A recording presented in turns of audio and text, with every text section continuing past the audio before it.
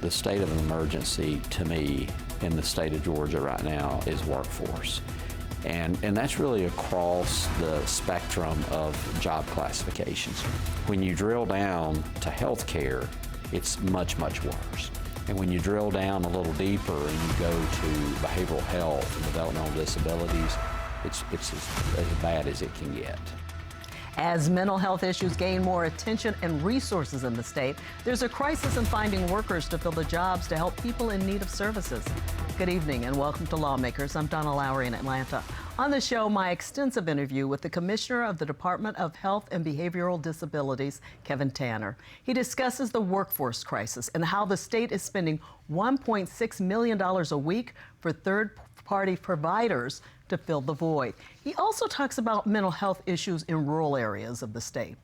In the studio, one lawmaker will talk about concerns for people living with disabilities. And we'll also talk about the hoteling of foster children and a bill dropped today that will prohibit gender-altering surgeries.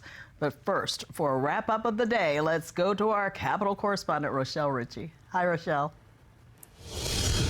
Hi, Donna. Pretty productive day here at the Capitol as several bills made their way through the House, and good news for HBCUs. Several House transportation bills are on their way to the Senate after passing in the House. HB 119 determines procedures for passing stationary vehicles, and HB 120 will allow for those who have not committed any driving violations in 5 years from the date of a previous offense to be issued a limited driving permit if their license has been suspended. What we did in 2020, it removed the language that prohibited someone with a DUI drug charge from receiving an early reinstatement or limited driving permit. So it removed the language that prohibited. However, it didn't put the permissive language, was inadvertently left out of the bill. So what we're doing here is just codifying. They're doing it in rules and regs now, but they want it codified to clear up that they do have that authority to do that. On the south steps of the Capitol, Senator Sonia Halpern released the results of a study from the Committee of Excellence, Innovation, and Technology at historically black colleges and universities. Recommendations include the launch of an HBCU caucus. The goal of this caucus is to continue the work began by the Senate Study Committee by further engaging our HBCU presidents, industry leaders, and other interested parties on how to maximize investment in student achievement and institutional modernization and improve the surrounding economic conditions of the neighborhoods in which our schools sit. And anti-abortion activists came to the Capitol today to push for the end of abortion. In the Senate today, SB 3, the Reduced Barriers to State Employment Act. The bill is designed to help fill the large amount of job opportunities in state government by determining which positions can reduce educational requirements and assess experience. We don't want to miss the opportunity to give people the chance to work for state government and truly learn and grow in their job if the experience is not commensurate. Now, that does not take away the need for certain education and certifications at all. This is just an opportunity to assess each one of these to make sure that they are in fact accurate. Would you agree that we also want to make sure that the wages are comparable to the level of professionalism that we are requesting so that we can remain competitive, keep them in those jobs, keep our talent here? The department as well as OPB are conducting salary analysis for each job, and that's an ongoing process, and I agree, especially with 40+ year high inflation, that we need to make sure that we are compensating people properly so we again can retain the best and brightest. The state in recent years has had a hard time finding qualified applicants for positions across the spectrum and retaining them once hired. The bill passed 49-1. Also today, news about the formation of the Capitol's first Hispanic caucus. We believe this is important to our community across Georgia as we discuss the issues that impact Hispanics all over Georgia, whether you're in a rural community or urban community. And I think the time is right to begin this, and I know our friends in the House are going to do the same. And finally, news of another bill hoping to create a new city out of Atlanta's Buckhead neighborhood. Atlanta native Senator Josh McLaurin's frustration over the issue could only be expressed through the words of Atlanta rapper and poet Amaretta the Great. I wasn't going to say nothing, but this on me heavy. I promise it's getting ridiculous. After this drop, do not jump to conclusions. I don't need these folks in my mentions. So when we speaking on Atlanta, I don't play, right? But I'm gonna get right to the subject. Ain't gonna beat around the bush. Answer this, if you say you from the A. Which zone are you from? What hood do you live? What hospital bed were you born? Look, I know it sounds crazy, but I'm an A baby. I gotta start pulling folks' cards. If you're not from this side and you don't know the facts, just chill and repeat after me. Catala is not Atlanta. Forsyth, not Atlanta. Tyrone is not Atlanta. Effingham is not Atlanta. Noonan is not Atlanta. Chattooga is not Atlanta. We're happy with our Atlanta. We want a united Atlanta. And Donna, that is my Capitol Report for this Thursday. Back to you. Thanks so much, Rochelle. The new commissioner of the Department of Behavioral Health and Disabilities, DBHDD, is Kevin Tanner, a former Republican four-term state representative. Tanner led a mental health reform task force. I recently had an expansive conversation with him about the workforce crisis, substance abuse help, and more. I started by asking him about the rollout of the historic mental health delivery system approved last session under the leadership of the late Speaker David Ralston. Anytime we start thinking about House Bill 1013, it brings up the memories of Speaker David Ralston. And I tell you, he is such a big loss for me personally as someone who was in the trenches working on this issue with the Speaker. But one of the big factors in House Bill 1013 was parity. And a lot of that responsibility is given to the insurance commissioner's office to ensure that insurance companies it's being enforced. And so that's all stood up, and I think it has definitely continued to improve the system to ensure that people are able to get equal treatment for a behavioral health issue as they would for a physical health issue. But the other thing that I've saw with all the conversation around mental health over the past few years is we're seeing a reduction in stigma, which is extremely important. I was talking to one of the medical schools, I guess last week. They were talking about how more medical students had an interest in going into the psychiatry field. And I asked, why do you think that is? And they said, because it's being seen more as a science and not some taboo. And I think a lot of that has to do with the fact we're talking about it. So we're seeing our call volume with 988, our 3-digit emergency number for people in crisis. That call volume continues to increase. So I think the biggest thing that came out of last session was the fact that we've got to invest in behavioral health. And we got to talk about it, and we got to reduce stigma, and we're seeing that play out. I was going to ask you later about 988, but I'll ask you now because I was in an event yesterday with probably 500 people. Somebody mentioned 988 and the applause just erupted. So it's very popular. How has the rollout been, and what can we expect in the future? The federal government anticipates nationally, and we anticipate this here in Georgia, that once the federal marketing campaign starts, which is supposed to occur later this week or year, that it will double the number of calls coming into 988. As you know, when someone calls 988, we're able to dispatch, if there's a need, a mobile crisis team to the scene. And one of the things a lot of people don't realize that's not someone running blue lights and sirens or red lights. These are clinicians driving a normal car out to the scene. So if it's a true emergency, life and death emergency, then they'll make sure law enforcement, ambulance, whatever services are needed. But if our team goes out, they're able to access the patient and get them into the proper services, whatever that looks like. That's working very well. We know we're going to have to continue to invest financially into that system to be able to decrease those response times. But also, the whole system is going to be affected. The number of crisis beds that we're going to need in the system is going to continue to increase. But I've been very, very pleased with the rollout thus far. When we're looking at the call volume for 988, we have a disproportionate number of those people are calling from rural areas on a per capita basis. So we've got to reach out across Georgia. We know a lot of times our suicide rates are higher in rural parts of the state. The stigma sometimes in those areas seem to be stronger.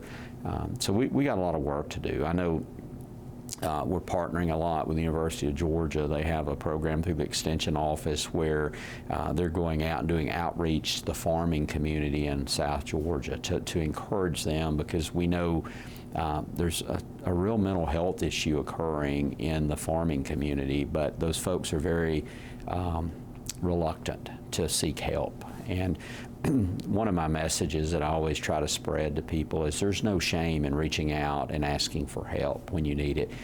And we've got to get to the point where mental health and behavioral health issues are viewed no different than someone who has cancer, because you have an issue affecting your brain, and it's nothing to be ashamed of. So reach out to 988, reach out to one of our providers, reach out to DBHDD. The help is there. Let's talk about workforce issues. The state of an emergency, to me, in the state of Georgia right now is workforce. And that's really across the spectrum of job classifications. When you drill down to healthcare, it's much, much worse. And when you drill down a little deeper and you go to behavioral health and developmental disabilities, it's as bad as it can get. So we're at a state of an emergency on workforce. What are the solutions to that? That's challenging.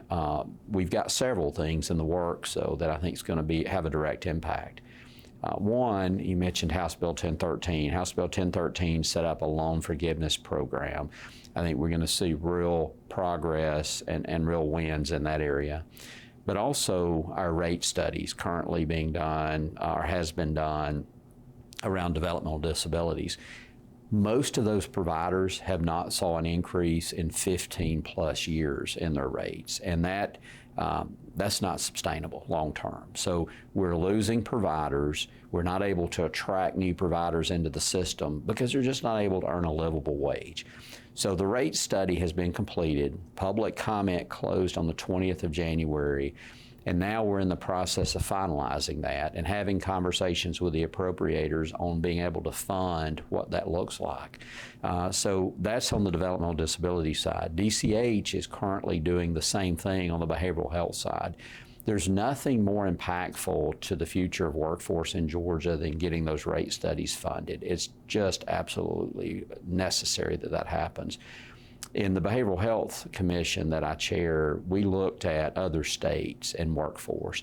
One of the things we saw, and an example of that was in Virginia, when they did their rate study and got it implemented, they had an almost overnight increase in the number of providers that were coming into the system. So workforce is in a state of an emergency. And we see the same thing internally as the providers see. Last year, the General Assembly and the governor increased the salaries within our hospital section. And we've been able to, we had lost over 1,200 employees in our hospital setting during the pandemic. We've been able to add back about 320 of those employees. 25% of that 320 is former employees who wanted to work for us. They just could not make, again, a livable wage. But we're going to continue to have to focus on that because it's a challenging situation for us. As commissioner, the thing that keeps me up at night right now is an adequate workforce. Now, what we're doing is backfilling those positions with a private third-party provider, currently at a cost of $1.6 million a week. So it's substantial. Now, they do a good job for us, but they're never going to do the same job as our own employees because our employees are bought into the mission of DBHDD. So we have got to decrease our dependency on the private provider. In the hospital setting, we've got to increase the number of employees. Let's talk about substance abuse in particular. here at the Capitol, I feel that we're hearing more about the needs within the community statewide. It's a once-in-a-lifetime opportunity, $600+ million dedicated to be spent on prevention, on recovery, et cetera. And we've got to have our peers, we've got to have people living that recovery at the table in that conversation to help make those decisions for Georgia and how those dollars should be spent. I want to thank Commissioner Tanner for that interview. Coming up, more on behavioral health and other issues with a senator who joins us in the studio. Also here, the AJC's Maya Prabhu, who will talk about a bill dropped today that would prohibit gender-altering surgeries for minors. Lawmakers is made possible by Georgia Farm Bureau. With over 80 years of helping everyone understand the importance of agriculture in our state. After all, ag is Georgia's #1 industry. Food and fiber production represents over $74 billion in output of Georgia's strong economy. The Georgia Farm Bureau legislative team works to represent producers across Georgia at the state capitol during the session and year-round. Georgia Farm Bureau, the voice of Georgia farmers. Here's what's new this month with Passport. Kirsten had a lot of courage. She fought for Black culture.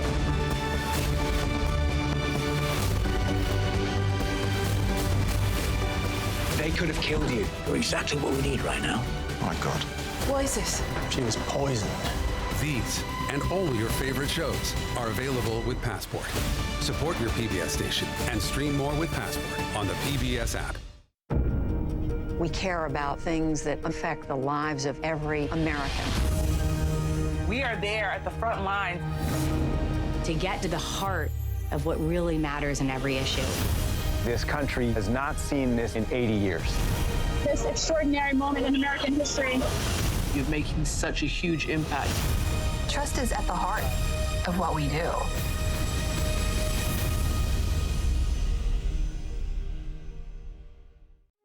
One of the easiest ways to support GPB is to become a monthly GPB sustainer. Your monthly support continues automatically month after month and supports not only the great programming that you love on GPB, but also our efforts in the community. GPB is committed to provide a trusted space for lifelong learning on the air, digitally and in person all across Georgia. All this is made possible with your monthly support. And we can't do it without you, so please donate right now at gpb.org/give. And thanks.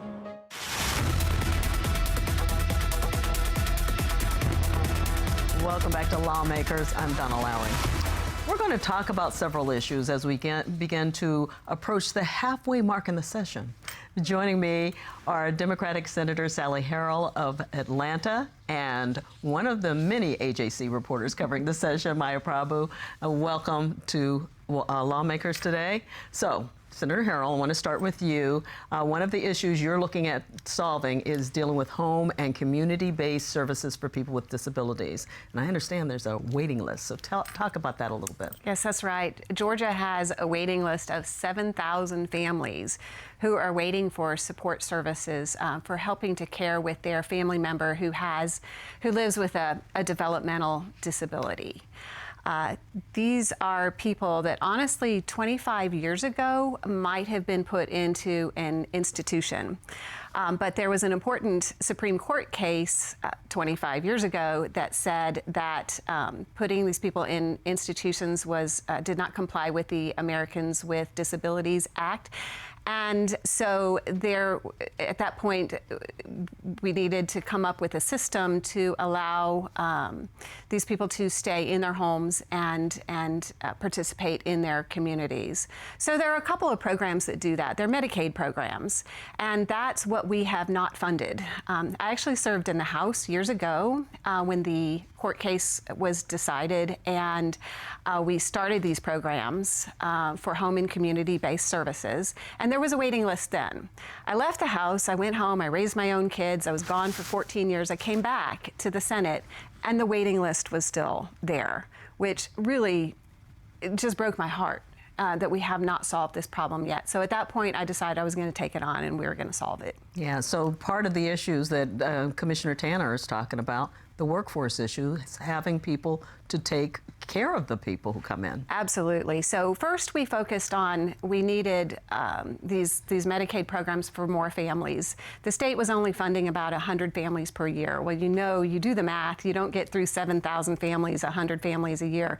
So we started talking about adding more families to the services, and last year we were able to get funding for 500 families. But we quickly found out that there was a potential of creating a second waiting list, and that was a waiting list for services once you were approved, because there is, yes, a workforce shortage. And what's driving that is wages are too low. Wages, because this is a Medicaid program and it pulls down federal funding, wages have to be approved by the federal government. So you heard Commissioner Tanner refer to a rate study. We are doing that rate study now in hopes that we can charge or have higher wages for these workers who take care of the people living with disabilities so that they won't leave. They're only getting paid about $10 or $11 an hour right now. Clearly, they can go find other jobs that pay much better. Yeah, and it's a hard job. It is a hard job. It is a hard job. And it takes a special person to do it. It sure does. We're going to switch gears a little bit because I know that, Maya, there was a bill that dropped today that I want you to tell us a little bit more about, and it deals with trans kids. Well, I shouldn't say that. Altering any surgeries that would alter a minor. Yeah, so we're gender-wise, I should say. Yes. We're seeing versions of this bill appear all over the country, and so the legislation that dropped today would make it so that healthcare professionals can't give hormones, they call them puberty blockers, and they can't perform surgeries on any minors if it is for the purpose of altering their appearance to align with their gender identity. There's some exceptions. If you are someone who's intersex and need surgery, that you can have that happen. Or if there is a reason, like a non-gender reason why you need surgery, that's carved out in the legislation as well. And part of the legislation deals with the people who perform or the surgeries or provide any type of services. Yeah, so this is for people who could be psychiatrists who are prescribing different types of mental health. I don't think that's right, actually. But I know that nurses, doctors, yes, they're all a part of it too. Yes. There are 12 people. I think it's Senator Dixon. Clint Dixon is the lead on this, but there are 12 Republican senators who've signed on to this. Yeah, you know, like I said, we're seeing this push all over the country. There's a bill that's very, very similar that was introduced last month in Idaho, and it is being pursued by Republicans across the country. Yeah. Senator Harrell, I have to ask you, I know you have a trans child. You haven't read through the bill at all, so I want to ask you about that. But talk a little bit about what you would do if you were going to have some type of legislation along this round. Sure. So because I do have a trans child, I have spent a good amount of time with other trans children and young adults through friends of my child's. And so I've had a chance to observe from a personal level what's going on with these kids.